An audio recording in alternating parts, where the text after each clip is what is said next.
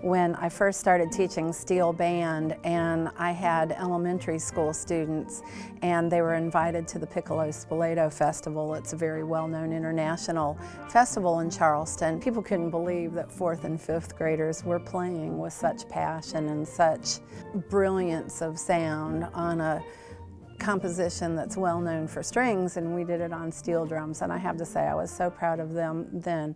The most recent one is as we stood in the practice room getting ready to play for nationals, and my kids played really well in that practice session, and to see the look of satisfaction on their faces, that they knew that they had worked as hard as they could and given everything that they had, and that they were ready to go out on that stage. That was a very proud moment for me. At this point, my program is growing and growing, and funding is a huge challenge.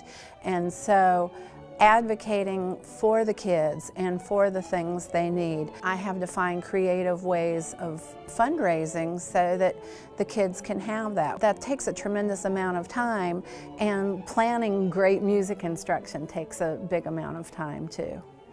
There are only 7 basic rhythms in duple time, and there are 3 basic rhythms in triple time.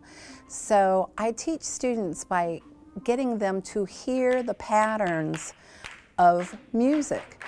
A basic 4-beat pattern can be taught 1, 2, 3, 4, or it can have a 4-syllable word. So becomes alligator, and becomes sea turtle. Through that, I'm able to get students to instantly recognize by ear and by sight these patterns. The students that I'm currently teaching in music appreciation, I have a class now that I've had for 9 weeks, and they're taking rhythmic dictation from just hearing a rhythm twice. They sit in chairs to represent each portion of a beat so that they can physically recognize. It's a fun activity. It goes fast. They move around a lot. So we use a lot of kinesthetic sorts of movements.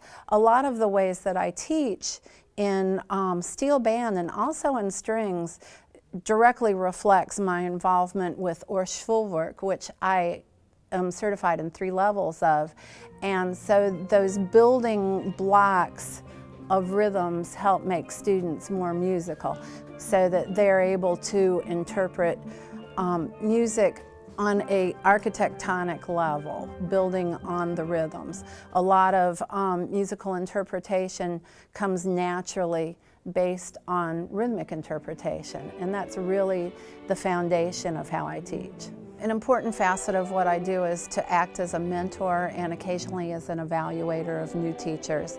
I profoundly believe that our education needs to be held to certain standards, and I enjoy going in and checking in with the new teachers and being able to make recommendations for improvement, and best of all, learning new tricks myself that I can use. South Carolina Music Educators Association, I serve as a registrar for the events for that. I've hosted Region Orchestra and Concert Festival before, and I enjoy hosting these events. I like people to come and see our school and to meet our students. The students love to help with these events and get to meet students from all over the state.